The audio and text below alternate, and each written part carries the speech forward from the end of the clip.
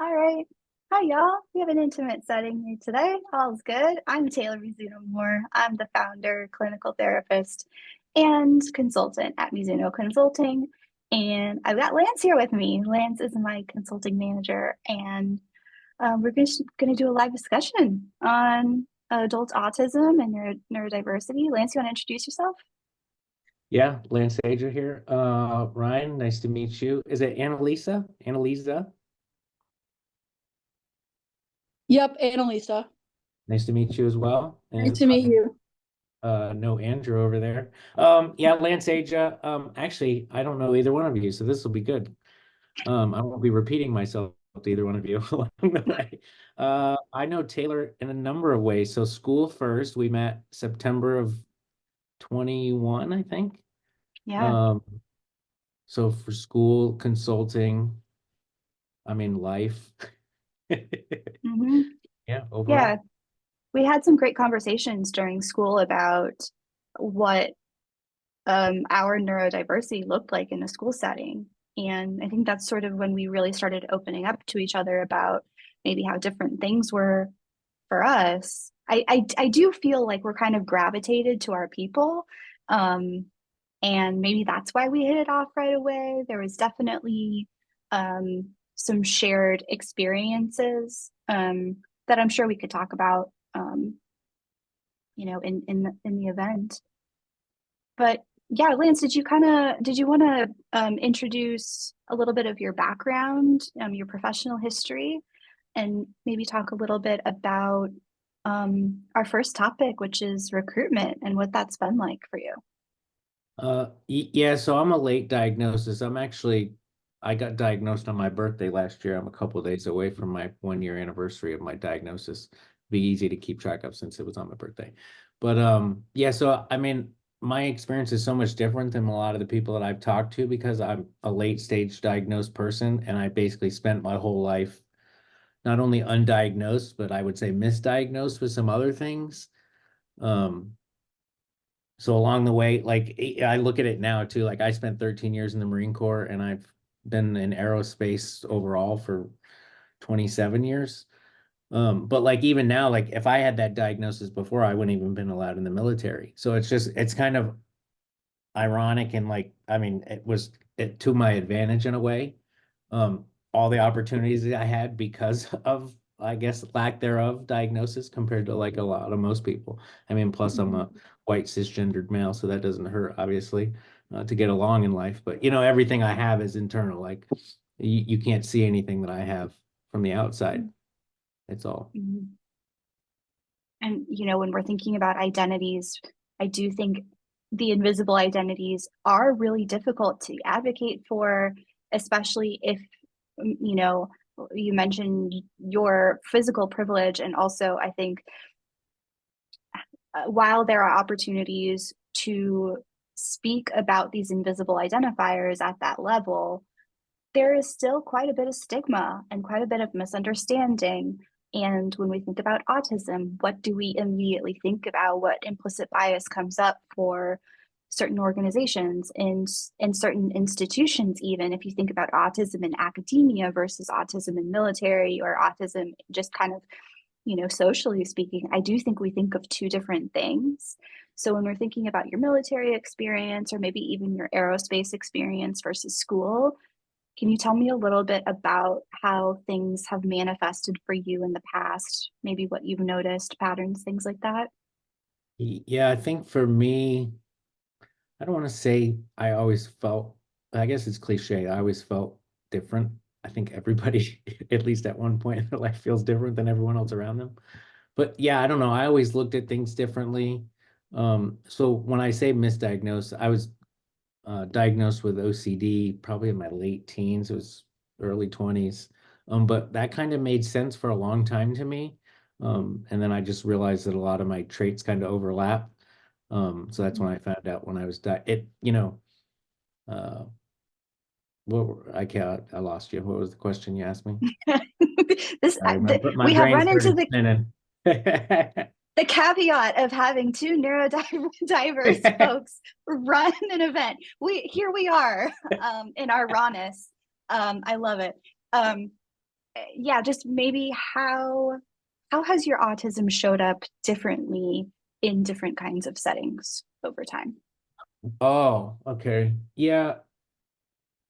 Well, yeah, you know that I work virtually now. So when I was diagnosed, I was still at my old job, which was an in-office job.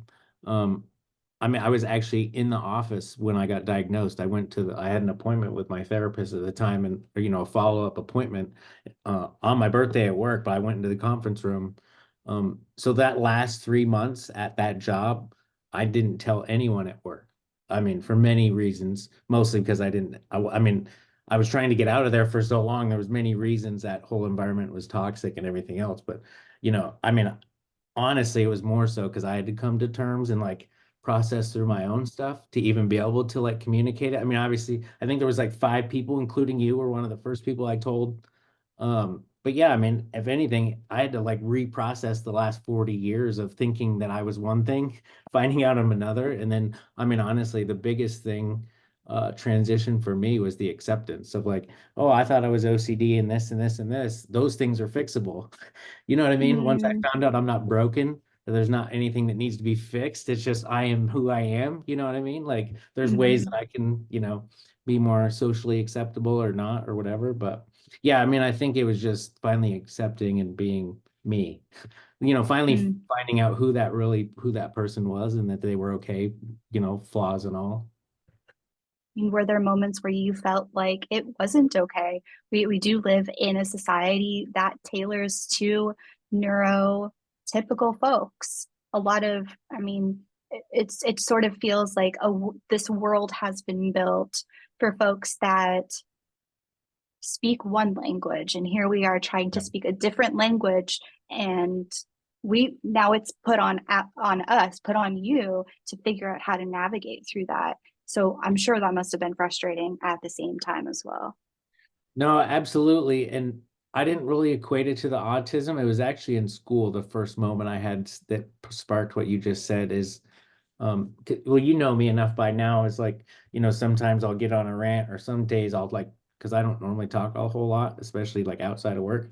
So sometimes I'll kind of reach my peak limit of talking for the day and I'm just done. I'm like, all right, nothing Mm-hmm, more out of me for the day. You know what I mean? So mm-hmm, stuff like that. So I remember in class, we were doing something presentation wise videos. I don't remember. But I just remember we were like watching videos, and like after every video, like I would always pick up on the little tiny like quirks, like, oh, there was a lag there, there's something there. I pick up on the little things that most people just don't pay attention to. And then after like 5 or 6 videos, I can't remember who the professor was, but I remember the professor being like, "Oh, Lance, it was almost like a gimmick. Like it felt mm-hmm, like it was a little party trick, kind of thing." And I was just like, at that point, like I remember because Des was actually going up to give her presentation. I didn't have any input. Like I gave her some in the chat, but mm-hmm, just because I was mm-hmm. like straight done. I was like, okay, I'm done with this situation right now. Like nothing harmful happened, nothing bad happened. I just kind of reached my quota. You know what I Yeah. mean? I'm just like, I'm done. I'm shutting down right now. So, Mm-hmm, it was actually just kind of, I don't want to say I never went through that. I went through that a lot, but not properly because I didn't know that it was okay to shut down. Like to me, it was like, I mean, maybe it was because I was Marine for 13 years, but it would be like, no, you push through. Like, yeah, yeah, I know mm-hmm, this sucks right now. I have anxiety as it is, along with the other stuff. So, I think it's what I already think it is instead of just like processing it, finding a way, and then being like, oh, no, it's okay to just say, no, I'm good right now. I can't do this. So, mm-hmm. And I think that's a really great point because there can be some confusion when you know what your body needs, what your mind needs, and it doesn't align maybe with what the classroom environment looks like. And it sort of adds to the labor that you've taken on by advocating for this thing. I mean, can you imagine, like, I'm sure you can, maybe we've all been here, but being like, I can't do this right now, not because I don't want to, not because I'm incapable, but because from a biology standpoint, there's an inability to do yeah, it. yeah. Um, and I think what you're describing actually is perhaps feeling overstimulated. Mhm. Our classes, for those of you that still don't go to USC, Dr. Hi, Lucas has Teresa. joined I us. thought you joined. Heck Most of our classes tend to happen in the evening. And so I do think this is usually mostly after we've worked an entire day of doing whatever we're doing and then going to class and needing to participate just like you would be in high school or any of that. There's just not the same level of energy. That makes a lot of sense to me. Yeah. As far as, like your professional experience in aerospace and maybe what recruitment has looked like, maybe not necessarily just for you, but what you have observed, because your dissertation is on autism and recruitment as well. Yeah, I'm glad you mentioned that because, and well, Teresa knows. Teresa's part of the reason I got tested to begin with. She helped me locate, or I mean, I ended up finding someone, but I certainly used her along the way.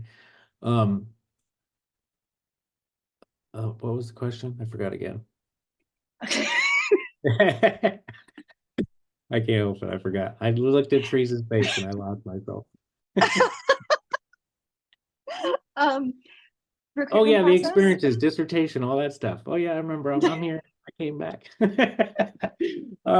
No, I remember when we were all trying to figure out our dissertation. I came in, like I told you the other day, I came into this program thinking I was going to do something on that deliberately developmental organizations, the DDO stuff that I was talking to you about the other day. Like I had no idea about what, but I knew I was using that. That's what I put when I submitted. And then I got in there and I remember like I was either 603. I'm sorry, it doesn't matter. It was one of our first classes. And they encouraged us to, even if you had your topic, which I didn't at the time, but just to write on different things.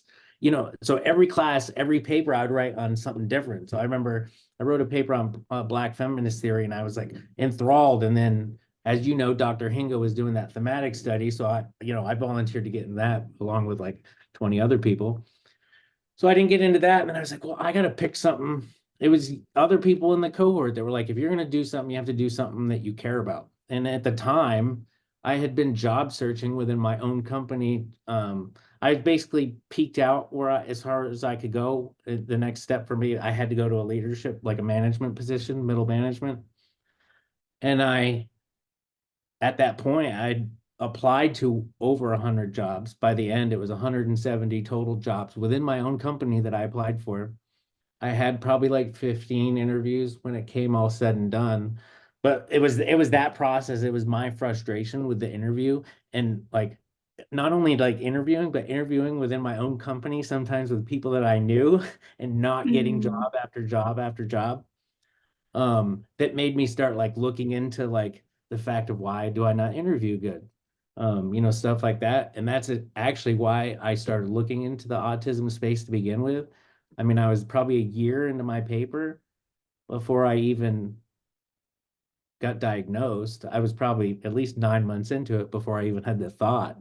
But there was just so many similarities, so many overlaps, you know what I mean? So like at the end, it's kind of kismet, you know what I mean? But like at the time, I remember my therapist, because I was dead set. Before she gave me the diagnosis, she was like, so do you believe that you are before I give you this diagnosis? And I was like, no. And she asked why. And I listed all the reasons because I had all the same biases that everyone else did. Like, I thought autism looked a certain way or did it, I thought you had at least a couple of boxes that you had to check. So yeah, well, and then I remember she told me, oh no, you're fairly typical of the adult autistic people that get diagnosed, today. And I was just like, mind kind of thing. But yeah. It's kind of miraculous what somebody can go through when they get a diagnosis that really validates the experiences that they've had and have carried through their whole lives. And I know that I got diagnosed with ADHD later in life, well into my 20s. And one of the tricky things about ADHD, right, is that that's diagnosed in children and it looks a certain way in children. It looks a certain way in girls versus boys if we're using, those that have been assigned at birth as girls or boys. It is so frustrating to deal with it your whole life. And then you're in adulthood you have already learned how to cope, you've already learned how to manage, you've already learned how to navigate all of the life stressors and learned all the skills in order for that to be easier. Yeah. And then you get smacked with this label and you're like, oh hell, this could have been a lot easier, and kind of Yeah. sitting with maybe the discomfort of that. Yeah.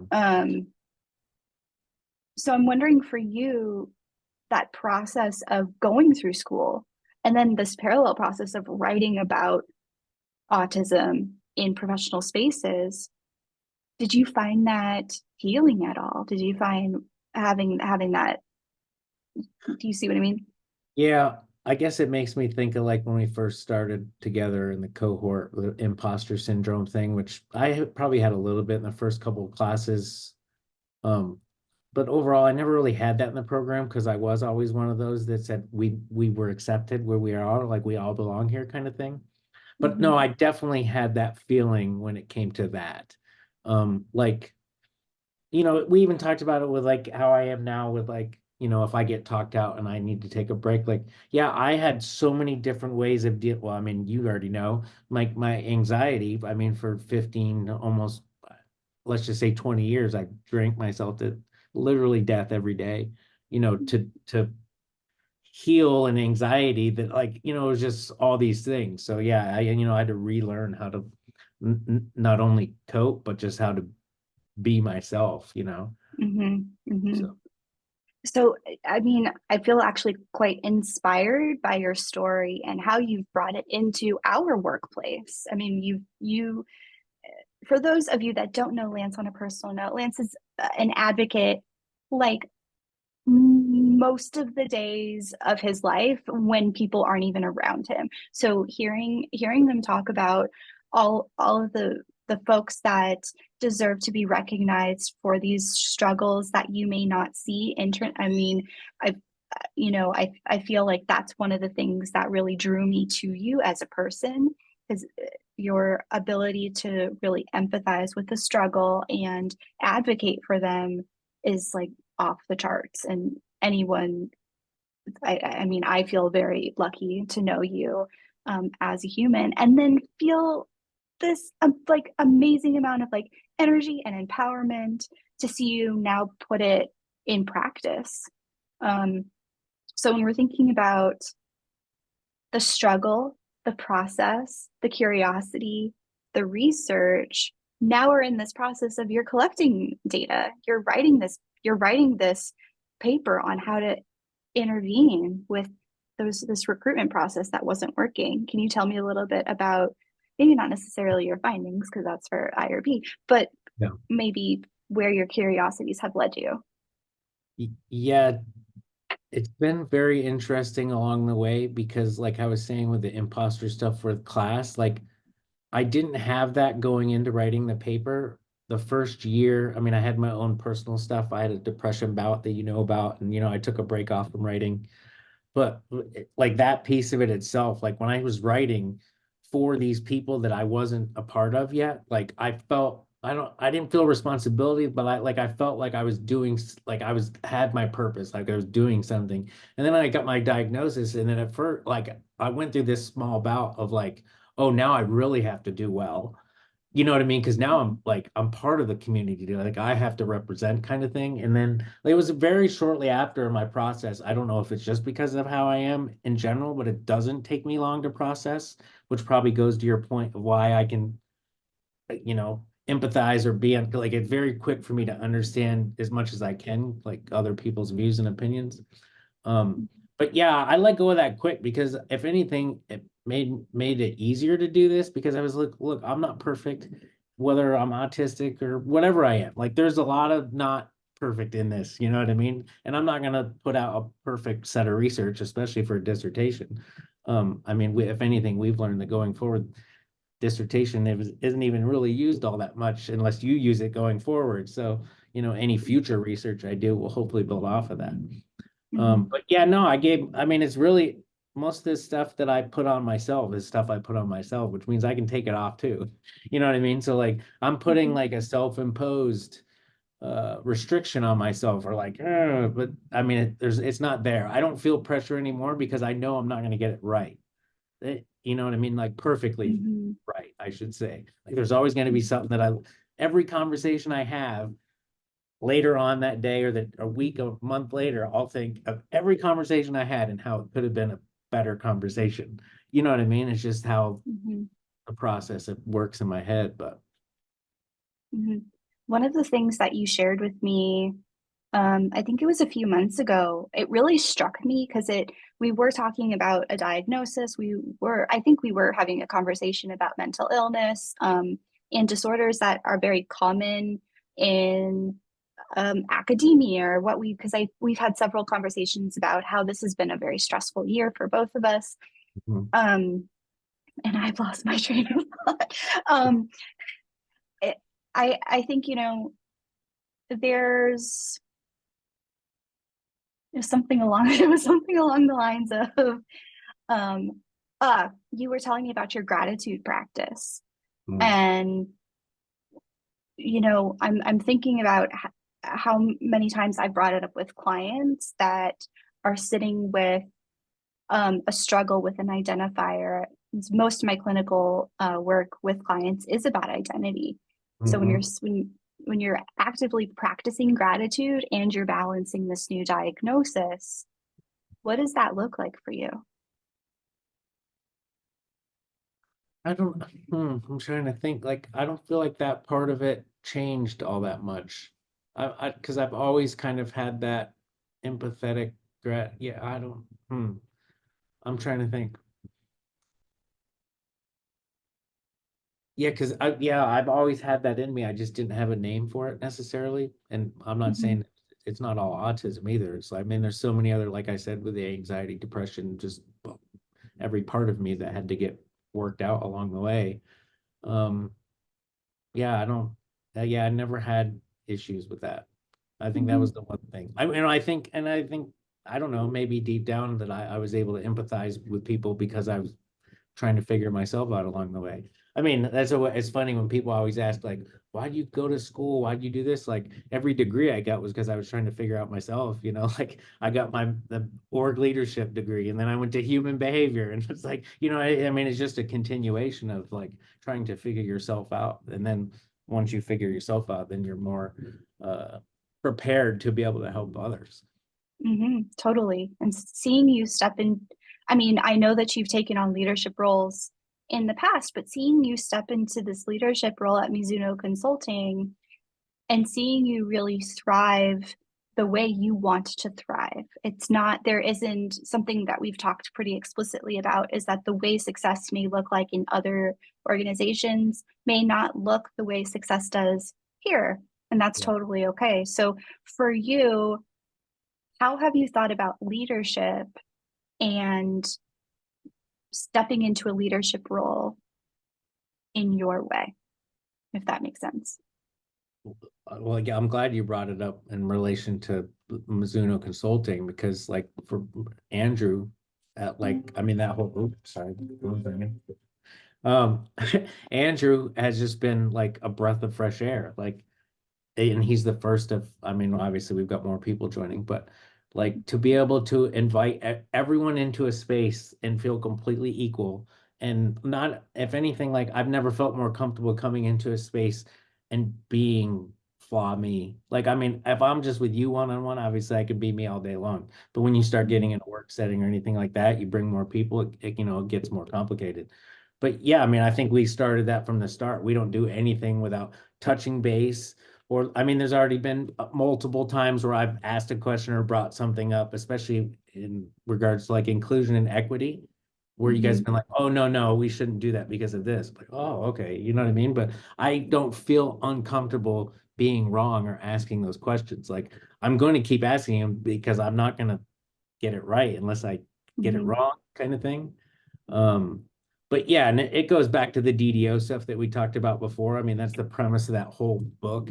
That whole thing is like what you, me, and Andrew, and what we're gonna do on the team. So What's the book name? And then Andrew, can you throw it in the chat for those that are interested?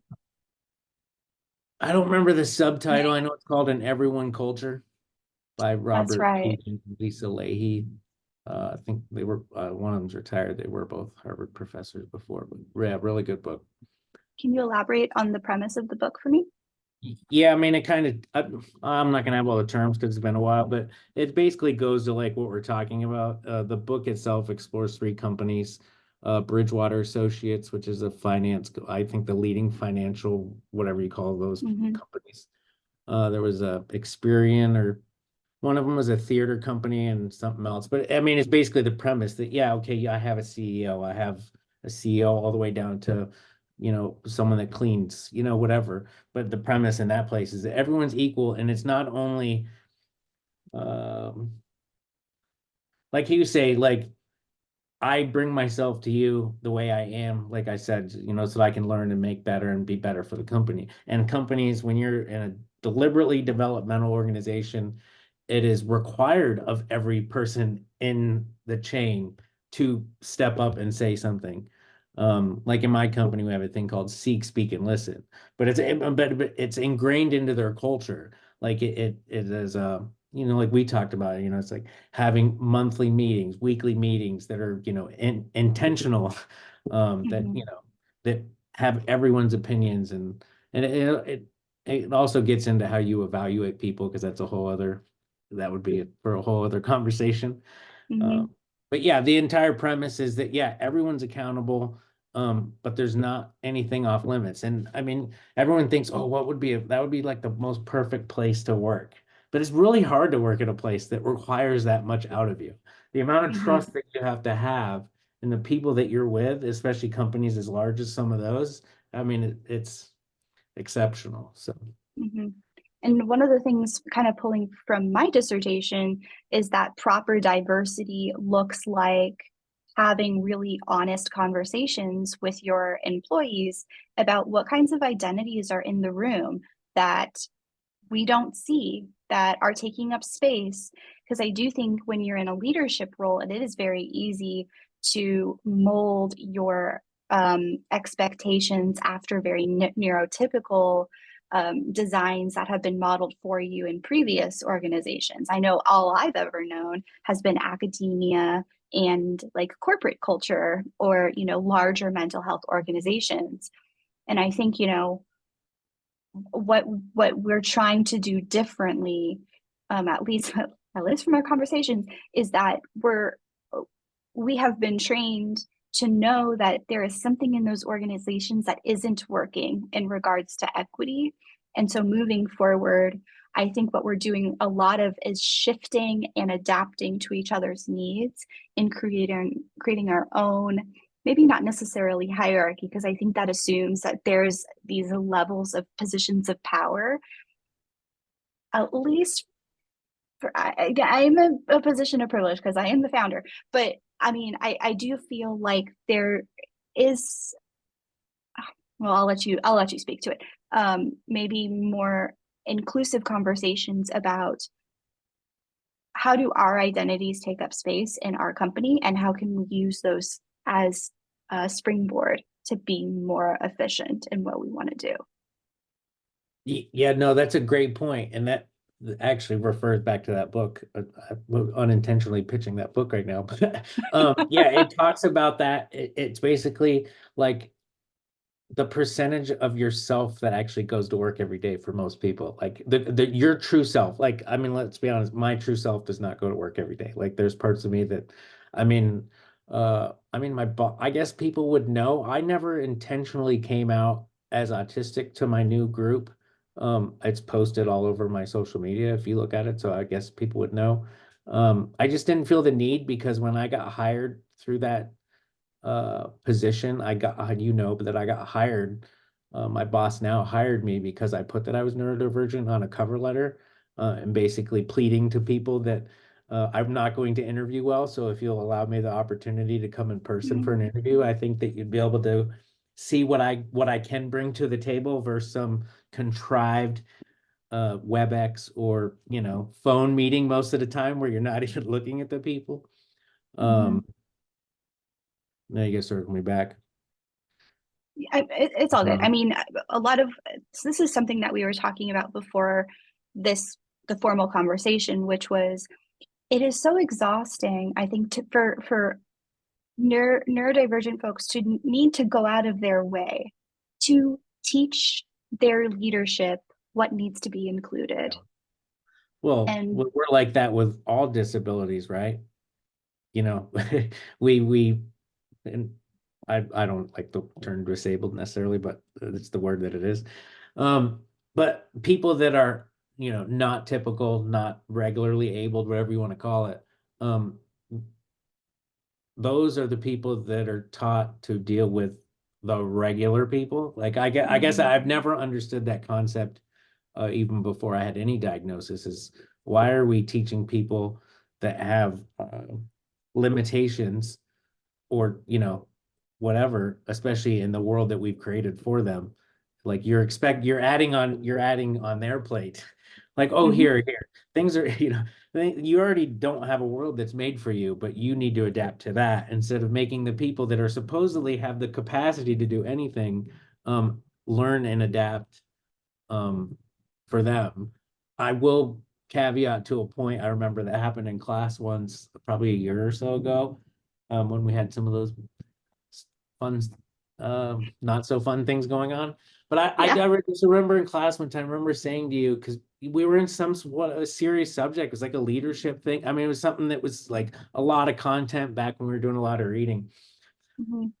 I'm not gonna say who it was, it doesn't matter, but the person was, they had just given like this eloquent like synopsis of the things that we were going over, and I was like impressed because I was like, damn, he did the reading, like he got it, you know what I mean? I was like, oh, and whoever this person, they normally got it, you know what I mean? So I was like, yeah, cool.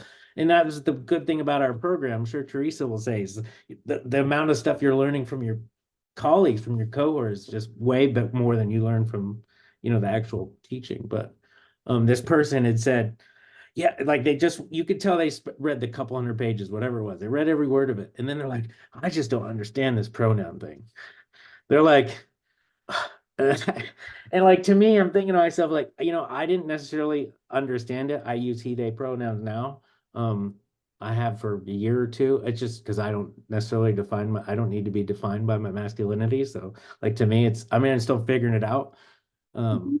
but to me, it literally takes 30 minutes on Google.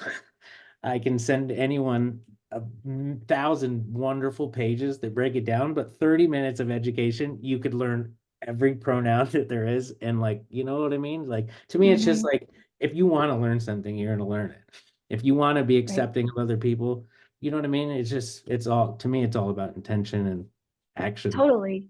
I do think that opens up a conversation that maybe we create an event around, which I think ignorance has been a word, like a buzzword that I've used a lot, in a lot of different kinds of settings. That there is a different, I mean, Lance, one of the things that I really admire about you is you and I have had so many conversations where we're introducing each other to new concepts, new constructs, and y'all, I don't think I've ever had a conversation with Lance where they're like, "Oh, I didn't read any book on that," or "I don't know what you're talking about," or this dude is like, "Oh, I just read so and so's book that came out in 2022 on," and I'm like, sorry, this motherfucker, like you will go out of your way to educate yourself, and I do think that comes from a place of, you know,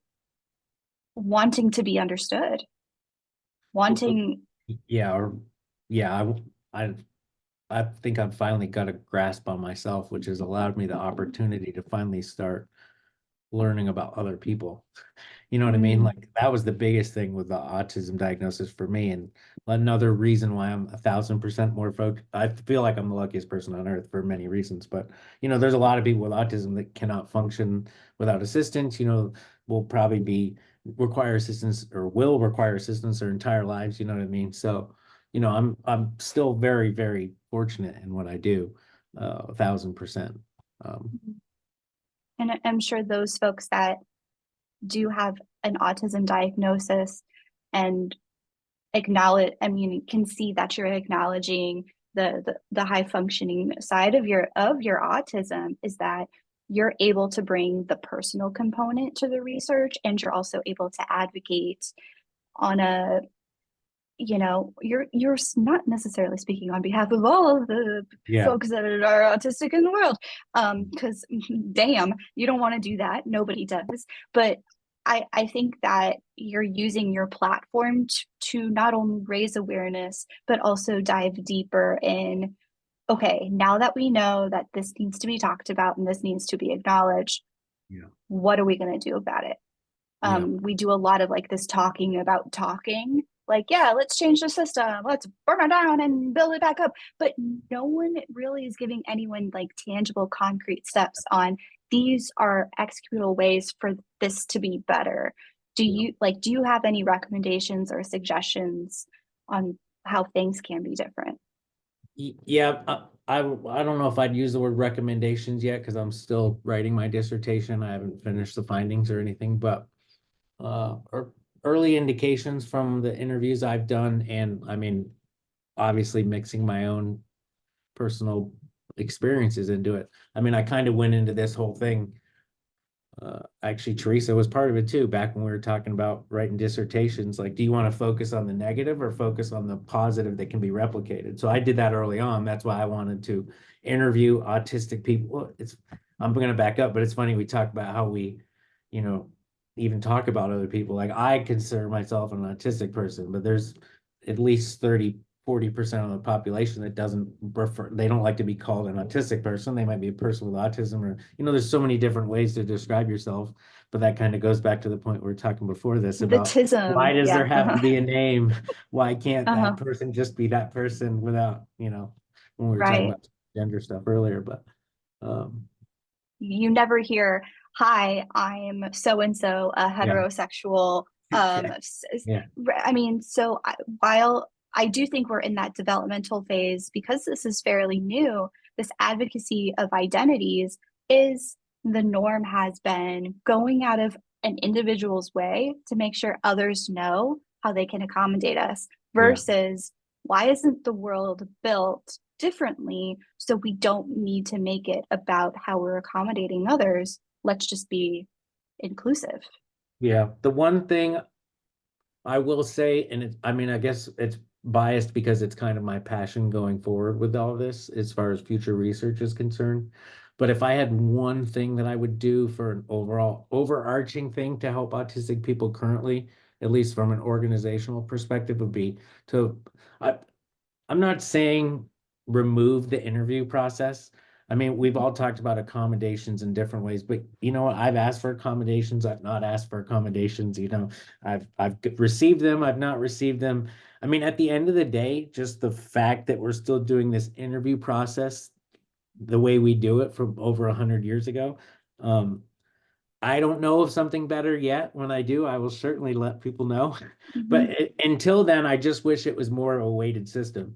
Because I've had along the way, I've been told by people, senior leaders, before I got or before I did the interview, like, look at my resume. Like, and I'm not bragging here, trust me, but military experience, long time with my own company, bachelor's degree, 2 master's degrees, working on my doctorate.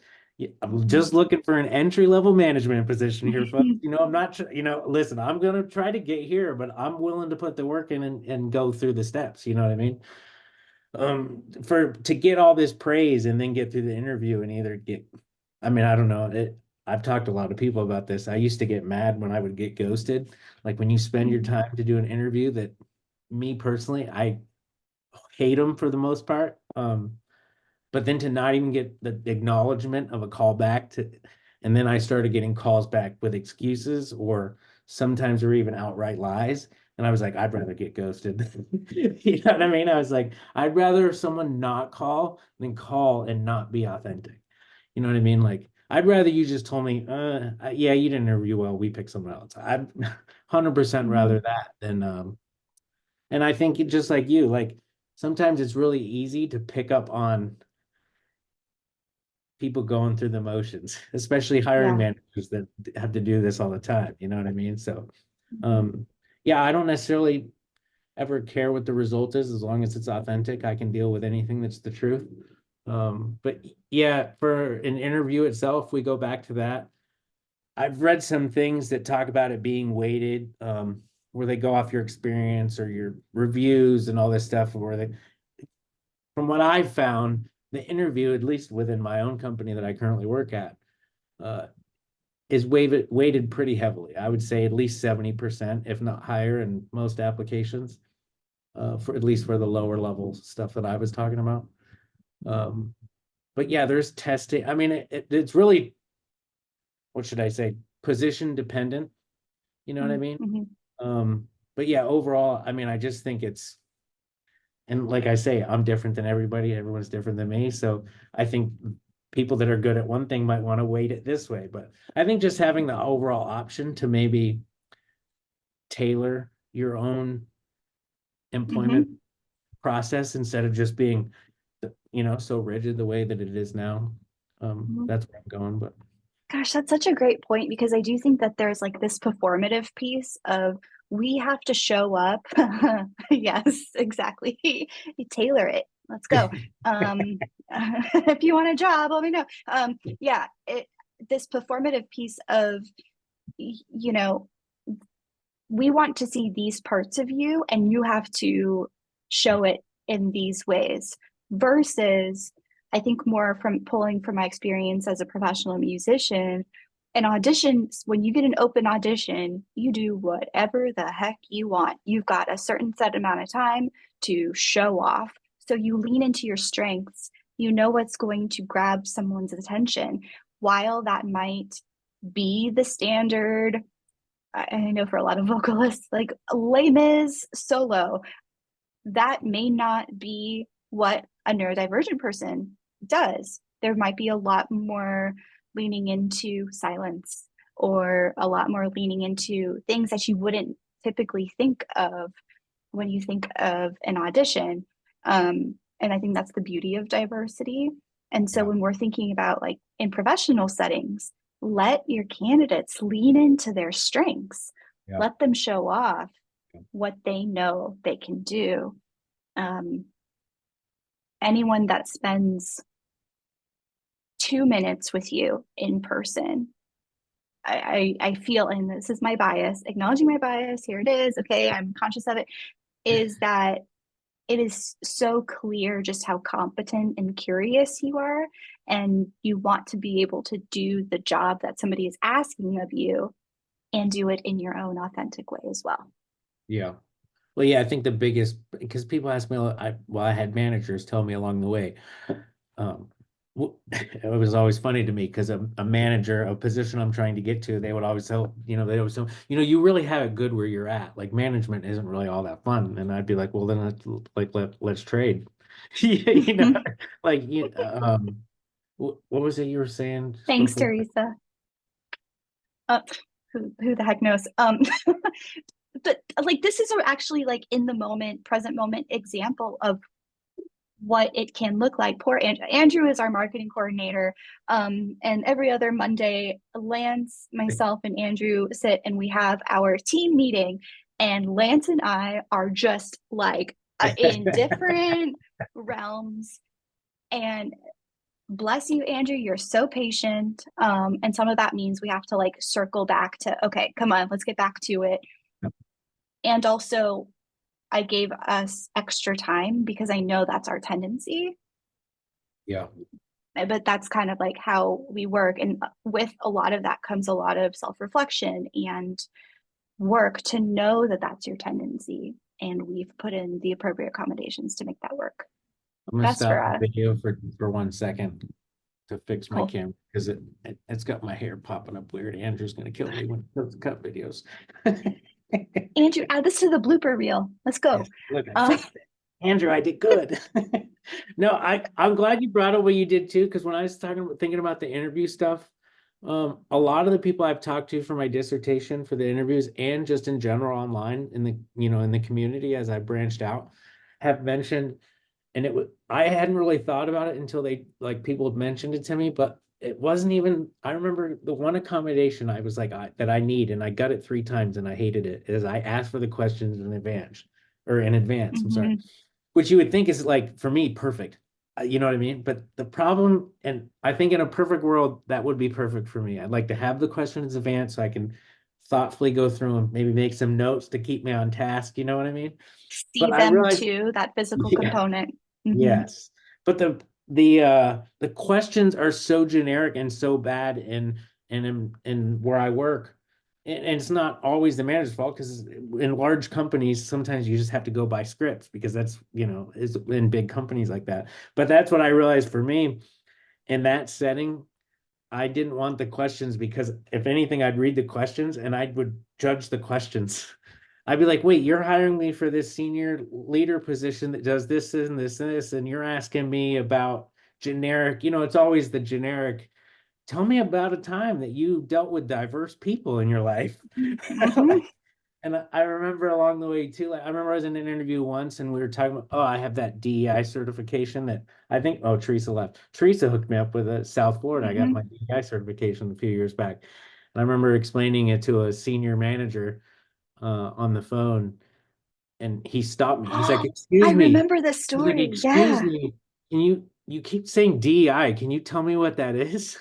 And like, I mean, at this point, let's be honest. If this was early on in the journey, I probably wouldn't have done it. But I was a little frustrated at that point, because of how long it had been. I stopped the interview. I said, I kind of messed up. At first, I laughed because I thought he was joking, but I think that was just more of a defense mechanism for me, like uncomfortable situation kind of thing. But as soon as I like composed myself, I said, "Are you serious? You're a senior manager, and you don't know what I'm talking. You don't know what DEI is, and you have not only managers reporting to you, but people. You know what I mean? He had a pretty good amount of people that was reporting to him. I was like." Yeah, and so I just ended the interview then. I was like, look, it's obvious you guys aren't going to hire me, and I'm obviously not what you're looking for if you don't even know what DEI is. You know what I mean? But yeah, it's things like that. Yeah. And I think that's what, yeah, I mean, well done. I mean, this really, gets rolled into this self-advocacy piece that's like that can turn into a really exhausting process and can waste everyone's time. And then you're like disappointed at the end of the day. So, I'm sure that that person may have done research or may have, I mean, we really Yeah. don't know. Yeah. But what we do know is that you are not in a position to teach anyone what that might be unless you want to consult on it. Lance is available for DEI consulting. I what as we're kind of wrapping up, I was thinking about, what kinds of things do you want folks to know? If you could tell folks anything, what is the number one thing you would want them to know? You know, and I'm sure it's like this in most communities. As you know, I'm very, or not, as I'm trying to get very involved with the LGBTQIA plus community as well, but and that community is the same. I think what it is with the autistic community is the same as there is so much support out there, and there is like, and all different because then like I know like because it's autism month, so everyone's talking about ABA and they're like then and there's polarizing things like when I was talking about how like I'm considered high functioning, or if you want to go by levels, whatever. There's so many different ways to do it, I guess, but some proper, some not. But um, I lost it again. I'm getting it back. I promise. Resources. No, didn't do it. Okay, sorry. Take a second. What was the question? Then I'll remember. If there's anything that you want folks to know, what would Oh be? yeah, so the community, like I've reached out because it's just how I am. I always have 1,000 different groups of friends, and I've found a bunch of different communities that are all vastly different communities. So I guess the one piece of advice I would have is there's a community for you. Don't get what do you call that? Don't get frustrated if it takes you a little while to find one Mhm. that's right for you. Because I've certainly found some that were they weren't bad. They just weren't what I needed. You know what I mean? Mhm. Um, but there's just so much out there. Um, I guess to caveat off that, there's a lot out there that's shit. Oh, we've talked about this. But- I, Which I mean, I do think like that's kind of, I love having conversations with you about it because you come to me with not just like personal experience, but also managerial experience, leadership experience. and you do your homework, which I appreciate 1,000,000%. I'm on the clinical side of things. So when we come together, there's sort of like this magic that happens where it's like, oh, I researched X, Y, or Z, and we both make this face like, no, we don't, let's not go down that path. Yeah. So you're absolutely right. There's lots of resources out there, and there are also really bad ones. But you included a lot of great resources in your blog. Lance's blog is up on the website, and they talk a lot about the personal experience and some of the things that we've talked about in the last 50 minutes or so. Yeah, I will repeat it, especially because it was so instrumental for me in the beginning. All those books I posted, I've read and loved. Referring to Autism, the first one I read was the one by Devin Price, just an amazing book. And a lot of the people in the communities I've reached out to have talked about that book, and someone originally sent it to me, sent the idea of the book to me, which is why I bought it. But same thing with some of those other books that I listed. Like, if I have ADHD, I'm not aware of it. I've never been diagnosed or even hinted at it. But there's that ADHD book that I posted.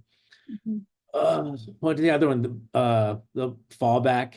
It goes back to my old masters, but Fallback is Dr. Valerie Livesay. It basically talks about because obviously, I'm kind of real big into human development, but there's like the different stages, 7 stages of development or whatever. But just like when you're growing, it's not you're not just going like this. There's going to be steps along the way where you fall back. So she kind of coined that entire space. Yeah, I think I put the Everyone Culture book on there too. Yeah. It came up today. But yeah, and then same thing. I mean, there's so many advocates out there. Faith Signs on LinkedIn. She's got like 11,000 followers. I don't know if she's published anything. Great resource. Lyric Rivera. I found her on Instagram. She's on LinkedIn as well. Amazing. A book of hers. Neurotribes. Yeah, I mean, it's just great resources.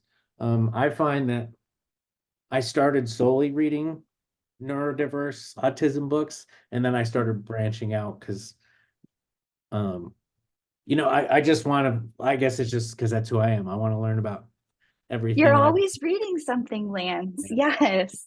Well, yeah, right now I'm reading a fake book, but sorry, everybody. I call was it nonfiction's real? I always call them true and fake books. I'm reading Sarah J. Maas right now, so that's not really related. On that note, we've got just a few minutes left. I know there's just a couple of us in here, but now's a really great I know this is a really great time if y'all have any like personal questions for Lance or me, or Andrew. Whole team's here. But yeah, I mean, would really love to, hear a little bit about. Yeah, going off of the book trend, I'm a librarian, so I deal with people every day. And like, this is a general like customer service question, but like, how can I, or just us in general, accommodate someone with neurodivergence in the workplace, in customer service, in a library? How can we best accommodate you in that kind of setting, if that makes sense? Would you, I guess when I'm thinking of your space, is it a physical setting or is it an online setting? Yeah, it's physical. Yeah. I mean, I think physical, I don't even relate this necessarily to neurodivergence, but just in general, I found that in person, at least for me, my problem is, as you've noticed, sometimes I start going really fast or getting ahead of myself.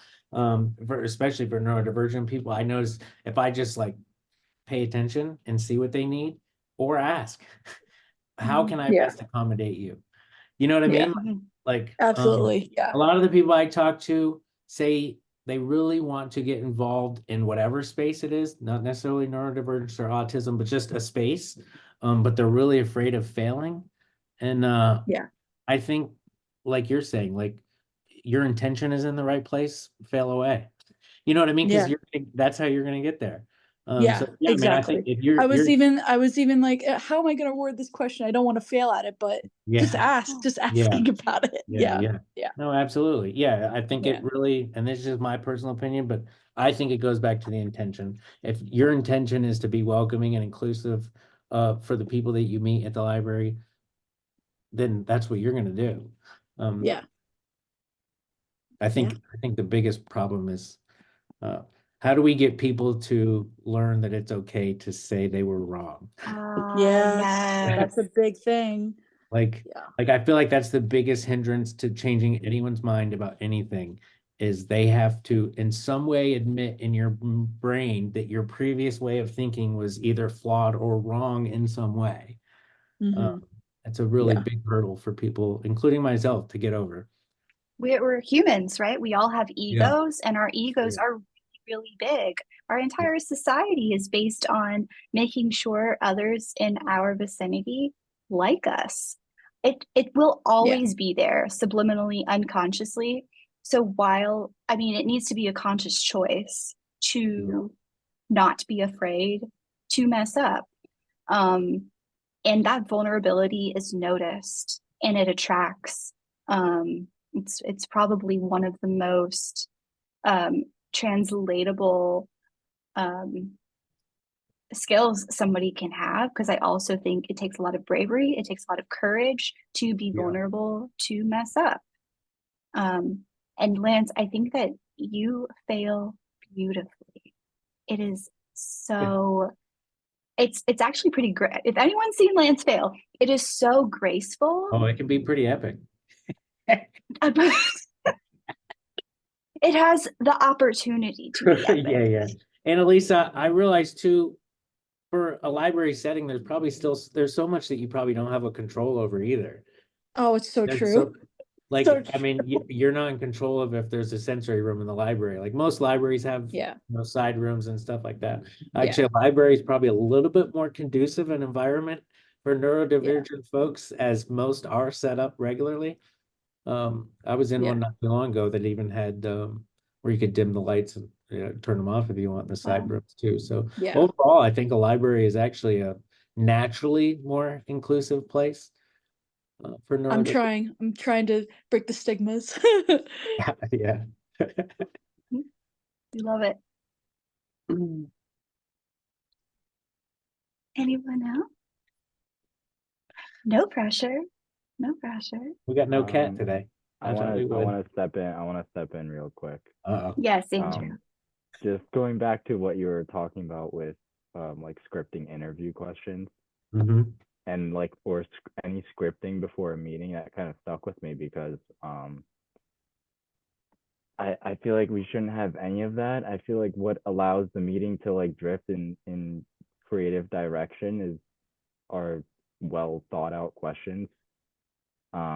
And it shouldn't be the same for everyone, you know what I mean? Especially for an interview Yeah. process. That's how you get to that point where you're interviewing someone or someone's interviewing you and you're talking about DEI and they don't even know what it is because the question, like how you got that interview and the questions they're asking are just Yeah. it's generic, so it's never going to be tailored to your like specialties.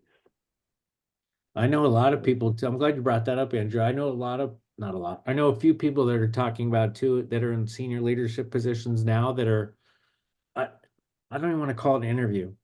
They've done like group, I guess I don't have a better word right now, so I'll say an interview, but they're doing like group interviews where it's more like they're creating, I will say, a semi-structured social event Mhm. that is tailored to like just invite participants.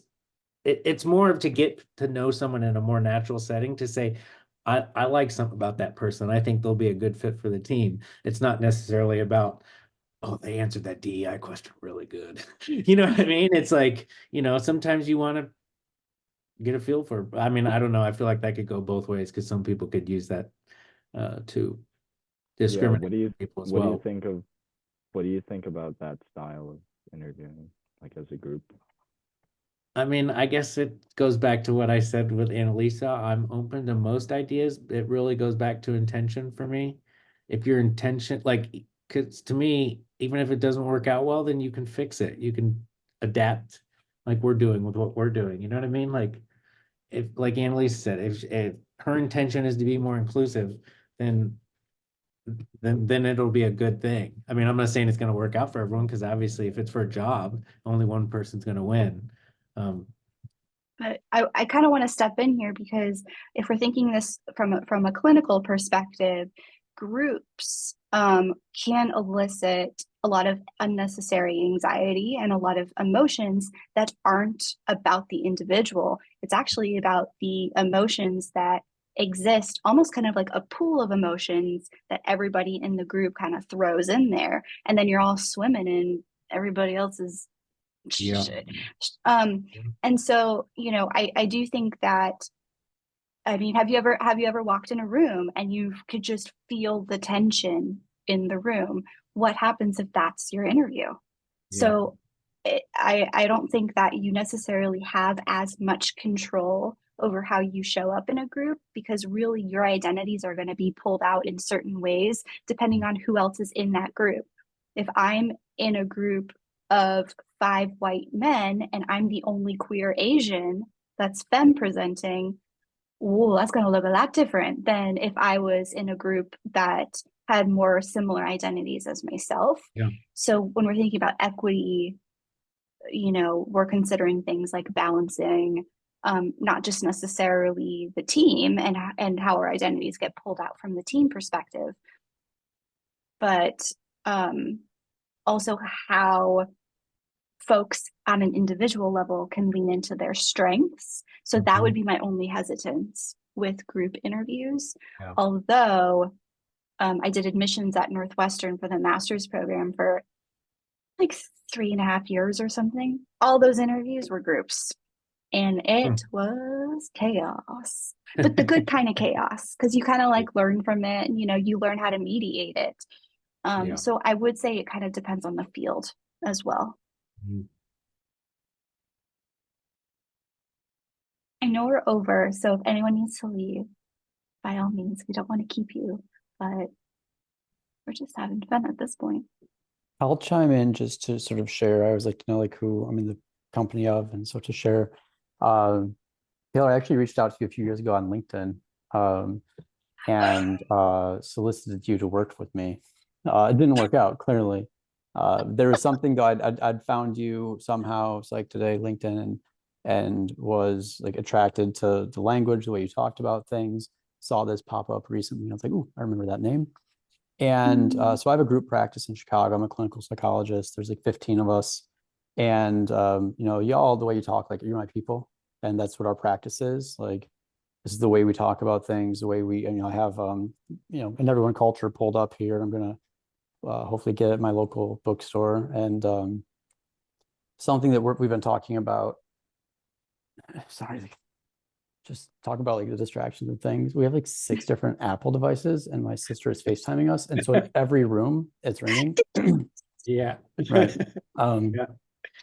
And so I am the person on the team who has the most experience in neurodivergence, and I've recognized a lot of people on my team like they don't have training in it. And the problem here is I did my graduate work from 2008 to 2013, and while I still think I can do a lot of good work, I'm not familiar with the language for today. Like I'm more familiar than I might give myself credit sometimes. And so I see this as an opportunity just to like learn from folks who are immersed in the community and their lives, either personally or professionally. So I'm, getting updated on language and even resources. It was a few weeks ago, a month or so ago, our team, we talked about like the dangers of ABA therapy. And throughout my programming, it was like that was not the case at all. We had an ABA track, and I always felt like a fraud because I didn't know ABA, because I didn't agree with it. And people would come to me, parents would come to me with children, like, "Did you do ABA?" I'm like, "Oh no, I'm sorry, I don't do ABA." And again, like it didn't jive with me for reasons. And so I'm learning a lot, and so that's why I'm here and thankful just to be able to sit and spend some time with y'all. Yeah, we're glad you're here.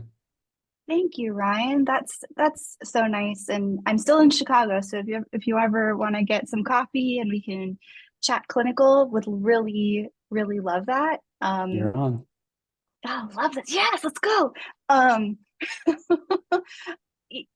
you know, I think language is something that is probably one of the easiest things that can change. I mean, being a therapist, you know, behavior is the easiest thing that you can change, followed by thoughts and then followed by feelings. And so, you know, I do think like talking with Lance, I've learned so much being in a doctoral program that is as inclusive as it is. Um, like kind of surprisingly inclusive. Um, it's definitely just been I've noticed a shift just in my own clinical work and how I'm approaching things. Lance, I don't know if that was the case for you too. Well, yeah, and to Ryan's point, language evolves. Like what you used 10 years ago, that's what the right language was. You know what I mean? Like a lot of people will get on someone for, a post you made 15 years ago because you used some word that's what we were using at the time. Obviously not offensive, I'm not talking about, stuff like that, but just in general. Yeah, I mean, even along the way in my dissertation, words have changed and I've had to update, like, yeah, I don't know. I have the same yeah. And can we just talk about how overwhelming that can feel? I mean, Yes. just how do you keep up with it all? Yeah. And And it's like right when you got one, you're like, I got that. And then it's like, oh no, you can't say that anymore. yeah, If can I just if be done learning? Like, no. Yeah. if I want to chime in if I may, and Annalisa, this is for you. And it may like weave in this idea. When I was in graduate school, the big word was cultural competency, right? And it was this idea, basically learn stereotypes about a few stereotypes about certain things, and like you can make judgments and like predictions based off of a person's like identifying variables. And then cultural competence moved away and cultural humility moved in. And an idea of like appreciate and acknowledge that you don't know what you don't know, be open to learning, which I think is still pretty good. And now we've morphed more into like an idea of like cultural responsiveness. And Annalisa, that's what I hear your question is being about, is like, how do I be responsive to the people who come from or hold different cultures and identities than me, or identities that I know? And so it was even a little exhausting for me to like go through just in the past 10 years of like what I thought I knew was like, oh, that's actually kind of twisted. Let's shift that a little bit. Yeah, it's crazy because like sometimes the ignorance that I felt like even like 5 years ago like is completely different than how I feel now about so many different things. And I I'm grateful for the growth and I'm grateful to be constantly be learning and doing the work. I love that phrase. Doing the Mhm. work, like, oh yes, let's go. I'm so satisfied. Yeah, it's the only work that can be enjoyable. Yeah. All the time. Mm. Yeah. Um, just kind of keeping an eye on time.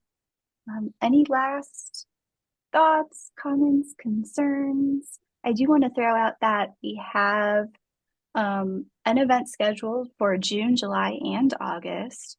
Our That June was my event. question. Yay. Oh, yeah, let's go. Okay, so I'll just break it down for you real quick. So my spouse works in hospitality, he's done hospitality for 20 years. So my spouse and I are doing a joint live discussion to talk about how mental wellness and how mental health has showed up in hospitality, bar programs, restaurants. And they're going to talk a little bit about how they had managed not only their own mental wellness, but also the mental wellness of their employees. So that's June. Keep an eye out for that. July, one of our consultants, Louis Schneck, excuse me, Dr. Louis Schneck, this is new. Yes, let's go. Is doing a healthy competition in sports live discussion with us. Louis works in professional sports and has a lot of knowledge on how to, and this is something that we noticed in grad school with Lewis, is that there was always kind of like this little bit of competition and, did you get your paper in? Like, did you get the A? Because I got the A. And then we became really curious about like, is this healthy? So we had conversations about that. So that's going to be in July. And then August is going to be pandemic parenting with my previous supervisor and my very, very good friend, Dr. Ariel Horvitz, who works with kiddos at the Family Institute at Northwestern. And I just think she's absolutely brilliant and does a lot of really, really great work with kiddos. So she and I are gonna have a little chit chat. I got a lot of other ideas brewing up. Hoping to have another tattoo event and get another artist in here to chat about their experiences with tattoos and mental wellness. Maybe do something around biracial and queer experience as well. But if y'all have any ideas and you want to hear something, you have a professional in mind, or maybe just yourself, I'm more than happy, Ryan, to reach out and, see. No pressure. Just like put you on the spot there. You know what's funny is I'm going to message you after this. I'm going to invite you or someone from your team to come speak at our events. So That'd be great. Let's go. Let's do it. collaborate. Heck yes. Ryan, how often do you host events? So we do this thing called First Fridays with Resilience, and it is the first Friday of the month. Every month we have a different speaker. Ultimately, we'd love to do more for the community. It's not just like therapy or psychology based. For now, though, it is largely providers in the area. Some people from agencies come in, share their resources. Sometimes like students will come in too, who learn about it. So once a month, first Friday of the month, I'll reach out, maybe tailored to you. And also if you're interested, like to get your team on our newsletter, just so you see what's going on. And like the idea, we're trying to shift away from like networking and more into relationship building. Networking, being more like business and professional and like, what can you do for me?